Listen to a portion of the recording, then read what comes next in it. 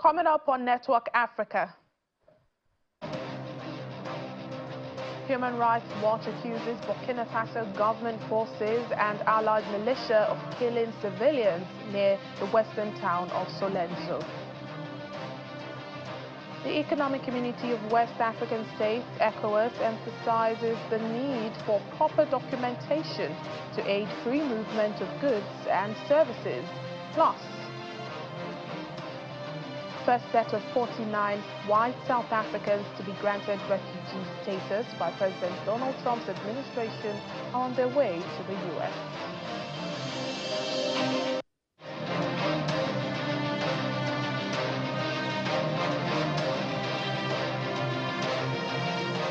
Hello and welcome to the program, the first episode for the week. I'm Layo Olarindi. Well, let's begin with stories and happenings that made headlines over the weekend. Thousands gathered for the operation 100,000 Youth United behind Paul Biya in Cameroon on Sunday to back President Paul Biya's re-election. Large crowds waved Cameroonian flags, singing and holding banners proclaiming His Excellency Paul Biya the candidate for life, as top officials, including the Assembly President, joined the rally. The Far North Youth Movement explained that they had joined to reaffirm commitment and an all-out mobilization behind 92-year-old Paul Biya so that he does not return to the village but stays and leads Cameroon towards excellence. President Biya, leader of the Cameroon People's Democratic Movement, is expected to seek another term in the presidential election this October. On Saturday, Congolese Kinshasa expressed hope that the election of the first U.S.-born Pope could help bring peace to African nations, including the Democratic Republic of Congo, which has suffered from decades of conflict. Cari fratelli e sorelle, buona domenica! Father Camille Esika says he is joyful about the election of Pope Leo XIV, praising him for embodying an international vision for the Catholic Church. Le persone corrispondono all'amore di chi le ama. Earlier, several African cardinals were mentioned as potential candidates. Local believers noted their disappointment that an African candidate was not selected, expressing hope that Leo XIV could help deliver lasting peace to a troubled country.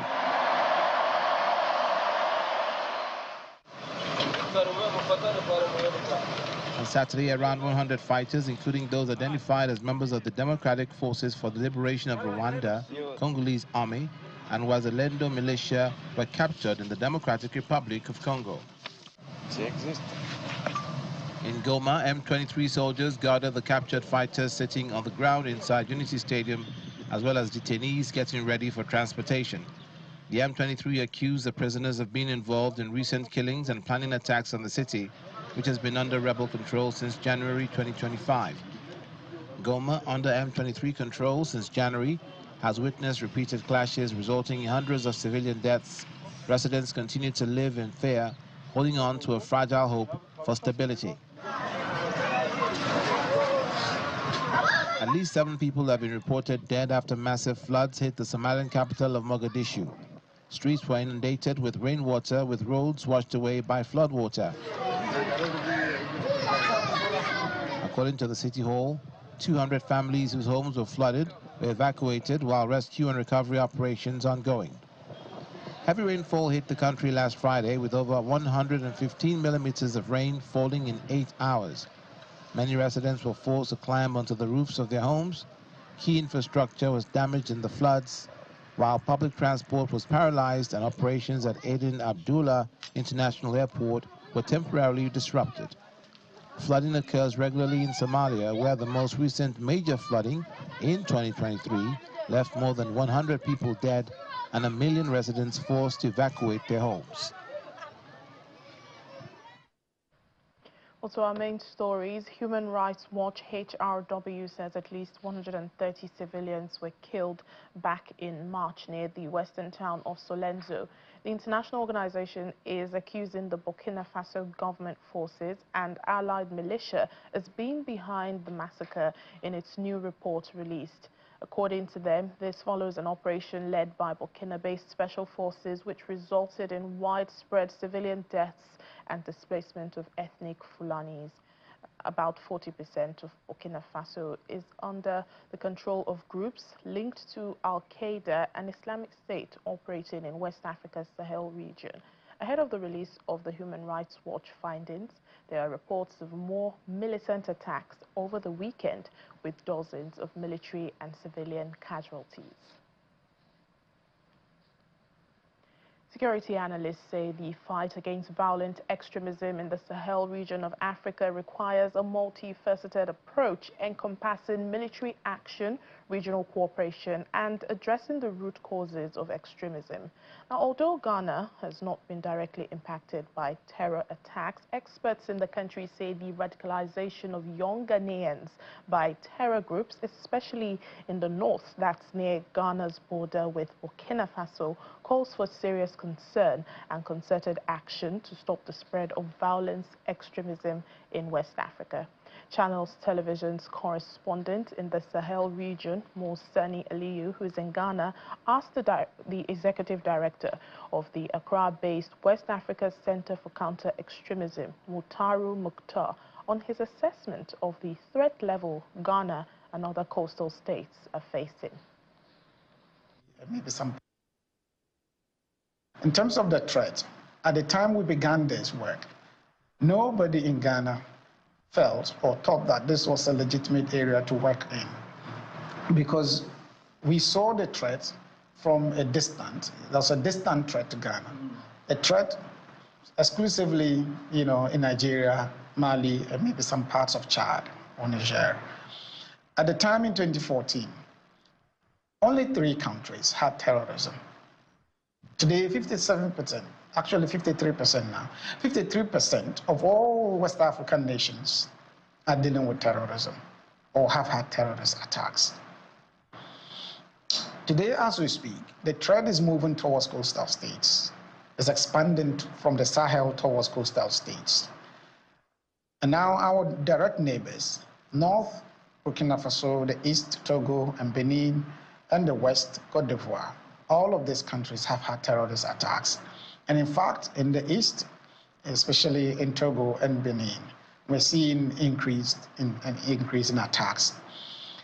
One, whilst the fatality numbers and attacks seem to have reduced by current statistics, it's still a significant source of threat and worry for everyone. Because Burkina Faso, for instance, we have seen global, account. Burkina Faso is responsible for about 19% of attacks globally. And yet, unfortunately, it's responsible for 51% of all fatalities globally. That tells us that this is still a very serious security threat, not only to Burkina Faso, but to all of us within coastal states and the entire region of West Africa. And if you look at the 10-year journey, we have seen some successes, and we've seen areas of deterioration, and we've seen some areas of significant, success. If nothing at all, it has helped nations, including nations like Ghana, Cote d'Ivoire, and others, who have not been impacted the same way as the Sahelian countries, to build some infrastructure, to build resilience, and to build a sense of readiness within the society to be able to counter these vulnerabilities. The president of the ECOWAS Commission, Mr. Omar Toure, has clarified that the protocol on the free movement of goods and services under the ECOWAS trade liberalization scheme does not eliminate the need for proper documentation. Mr. Toure made the remark during an official on-the-spot assessment of the Lagos-Seme border, one of the busiest and most strategic land corridors in the West African sub-region. He said the visit is part of ECOWAS's broader efforts to ensure the practical implementation of its protocols and to identify barriers impeding their effectiveness. Our correspondent, Victoria Longjohn, reports. The Seme border is a significant land crossing between Nigeria and the Republic of Benin, situated in the Badagry division of Lagos State. It lies along the coastal route connecting Lagos to Cotonou in Benin Republic. The border serves as a vital gateway for trade and travel between Nigeria and other West African nations, facilitating the movement of trade and contributing to the region's economic activity. However, the corridor has been fraught with several challenges, such as numerous illegal checkpoints, extortion, smuggling activities, inadequate infrastructure, and neglect. The ECOWAS Free Movement Protocol, adopted in 1979 as a cornerstone of regional economic integration, aimed at creating a borderless West Africa where citizens can trade, invest, and seek opportunities across member states. Therefore, in a proactive stance to evaluate how well the provisions of the ECOWAS Protocol on Free Movement is being applied in real time, the president of the ECOWAS Commission, Mr. Omar Toure, and his entourage make a 200-kilometer drive from Lagos to the Seme border. Along the corridor, the entourage makes the first stop at Baji checkpoint in Badagry for an interaction with commuters and some security agencies manning the borders. We have been looking for this type of opportunity, but we don't have backup. The team is then received at the Seme border by officials of the customs and immigrations from Nigeria and Benin Republic. The team then inspects the immigration process and takes a tour of the infrastructure at the border. The president of the commission also engages with the officials who enumerated some of their challenges. There are things that human beings cannot see, scanners can see. Because when you are bringing cattle from a truck, you cannot, what you do is sample examination, random examination. You cannot open all the cartons. And drugs can be hidden in those cartons, those ones you did not open. The scanners will see them. Number one border in Nigeria, Abidjan corridor, that connects the whole of French-speaking countries, don't have electric, connected to the national grid. It's even Benin that is giving us light. We have the phone numbers of the human traffickers. How do we lay our hands? I'm begging that the situation should be created where we could further synergize in tracking those people down to their hidden places. In response, the ECOWAS president called on border security officials and the national authorities to align with ECOWAS protocols and pledge to deliver recommendations towards addressing all cross-border obstacles. We should go beyond these charges of being asked to pay money without receipts. If there are any payments to be done, those payments should be officially receipted. When we say free movement of people and goods, we are not saying any type of good should enjoy the ECOWAS trade liberalization scheme. We are talking about community produce. This visit by the ECOWAS president to the Seme-Krake border is particularly significant as it gives him a first-hand experience of how the free movement protocol is being implemented. Amongst other things the ECOWAS president is urging for is the need for proper documentation for persons plying these routes, as he believes this will help enhance the regional integration agenda of the ECOWAS. From the Seme-Krake border, Victoria Longjon, Channels Television News. The first set of white South Africans to be granted refugee status by President Donald Trump's administration are on their way to the U.S. 49 in number, they boarded a flight from Johannesburg on Sunday and are due to land in Washington, D.C. later. This comes after a weekend of speculation about when the Afrikaners would leave for America, and it's amid criticism from the South African government, who has described the U.S. resettlement scheme as politically motivated. Relations between South Africa and the U.S. have been tense for months after an executive order back in February in which President Trump stated that Afrikaners were victims of racial discrimination in South Africa. Welcome back to the program. We continue in South Africa, where youth unemployment rate in the country sits at over 40%. And in rural provinces like Mpumalanga, the numbers feel even worse. With few industries, poor infrastructure, and limited access to skills development, many are stuck.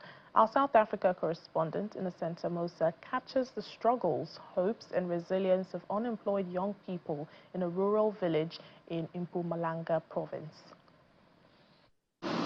In the heart of Bushbuck-rich Mpumalanga province, where the land is rich but opportunities are few, young people wake up every day with dreams but no jobs to turn them into reality.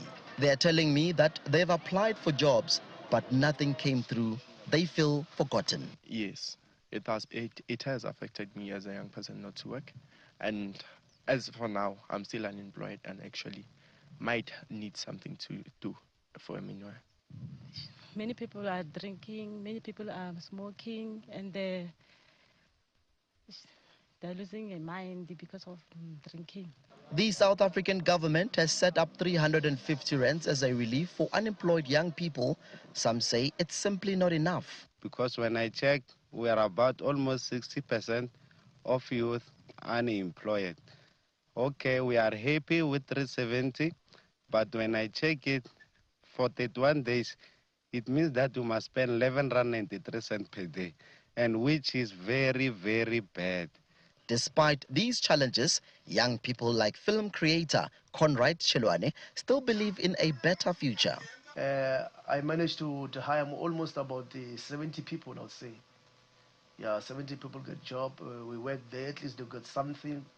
Even though the money was not that much, but at least I managed to create a job for some people to get something, you know. He's calling on the government, private sector, and NGOs to invest in rural youth. His dream is to collaborate with other creators on the continent, including Nigeria. Yeah, I would love to have. I would definitely love to collaborate with such a country like Nigeria, America, all those kinds of countries, man. It will be a good thing, you know. It will be a success. Meanwhile, the government says it's working around the clock to turn things around for these young people. But the good news is that although we are recognizing this, we are aware that the issue of access to finance is a critical challenge that is faced by women-owned businesses. It's not only that, we're looking at the issue that there's also market concentration. In these dusty villages, ambitions burn quietly.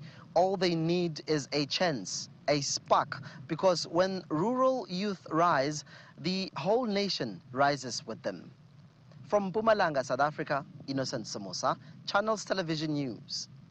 The Nigerian Ministry of Foreign Affairs has announced the repatriation of 78 Nigerians who were victims of human trafficking from Abidjan, Côte d'Ivoire. Their repatriation was facilitated by the Nigerian Embassy in Abidjan, NAPTIP, the Nigerian community in Abidjan, and the International Organization for Migration, in collaboration with Air Peace Airlines, at no cost to the federal government.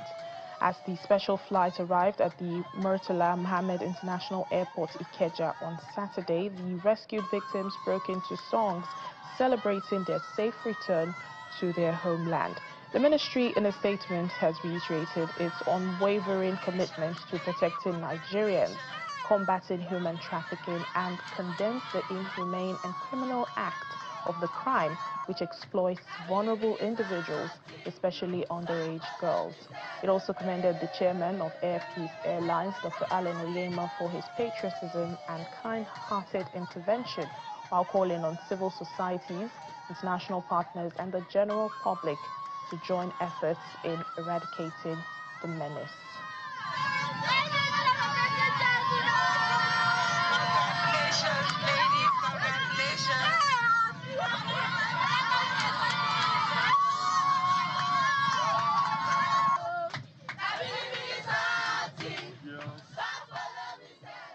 In the meantime, the chairman, Nigerians in Diaspora Commission, Mrs. Abike Dabiri Erewa, has called on the Nigerian diaspora to actively engage in the country's ongoing reform efforts. In a video message, she highlighted President Bola Tinubu's introduction of a new executive directive known as the Nigeria First policy. According to Mrs. Dabiri Erewa, the policy is designed to prioritize Nigeria-centric matters, promote locally made products, and provide homegrown solutions to government procurement. For the first time in the history of our country, President Bola Ahmed Tinubu has signed an executive order for what is known as the Nigeria First policy. Now, this policy prioritizes everything Nigerian first. It promotes homegrown solutions to government procurements. So my brothers and sisters in the diaspora, this is an opportunity for you to key into this initiative.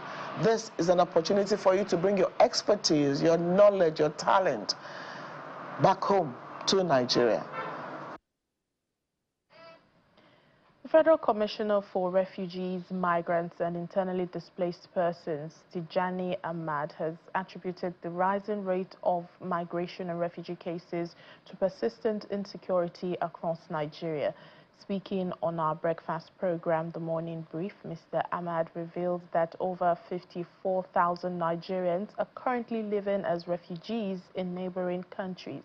He added that the government has so far repatriated around 5,000 Nigerians and is partnering with universities to educate students and parents on the dangers of illegal migration.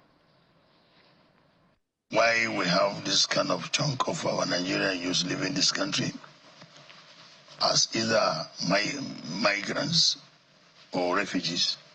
Of course, security situations also is part of the causes of these problems.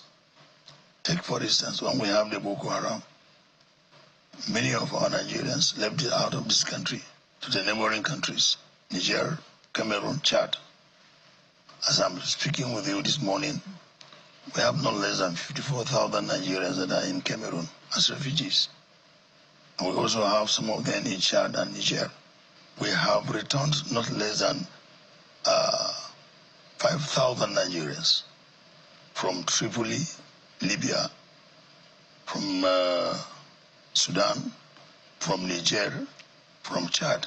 We are now in collaboration with some universities because this issue of going out of this country through irregular means, we need to have to find a way of ensuring that we reduce the issue as practicable as possible. And we are also calling to parents, members of our Nigerian community to please always provide enough advocacy for the movement of our children out of this country. And finally, on the program today, Ghanaian Catholics have been reacting to the election of the first North American pontiff, sharing their hopes and expectations of their new spiritual leader, Pope Leo XIV. The National Director at Pontifical Mission Societies, Reverend Isaac Eboble, says he expects that the Pope should be a bridge to link humanity with God and to bring harmony and human existence. He also expressed hope that the Pope will be a shepherd who feels for the poor, the marginalized, and for people who do not matter in the society. Meanwhile, some local Christians have expressed some regret that the new pontiff was not an African, but still placed their faith in God for having chosen the right man to lead his church. When we come to election of the Pope, the cardinals are given the opportunity also to reflect on the state of the church, where the church now is and where we are in the world today, and what the church can do now to bring that kind of continuity of what had been started and to bring the needed impetus for the church and the world as a whole. Well, I'm expecting from our new shepherd, Pope Leo XIV, as a shepherd who will feel for the poor, for the marginalized, for people who do not matter in society, and to become a symbol of unity, a symbol of oneness, as he has chosen. This oneness will bring the church that gradually, because of the nature of the world today, sometimes gets a bit polarized. And this is what I'm expecting, that the unity of the church would also be emphasized. We are so happy that we have a Pope, Pope Leo XIV. It is my hope that he will continue to preserve the tradition of the church, unite the church, and make sure that the church will continuously follow our principles and doctrines. We saw the white smoke coming out. We're like, oh, habemus papam, there is a pope. We're all very happy. Just like Pope Francis, he was elected on the second day of the conclave. And we are so happy. But then we would have been happier if it were a black pope, because we were all anticipating that Cardinal Texan could have been our next pope. Unfortunately, we didn't get that opportunity, but we are still happy we have a new pope. All this while, we're waiting for whoever will come out as our new pope, our new spiritual father. Fortunately, well, we had one now, but our estimation was that maybe we were thinking that we could have an African pope. Unfortunately, it didn't happen that way. So whatever has happened, we will accept it as God choosing one. And that's it on the program for today. Thank you for watching. I'm Layo Olainde.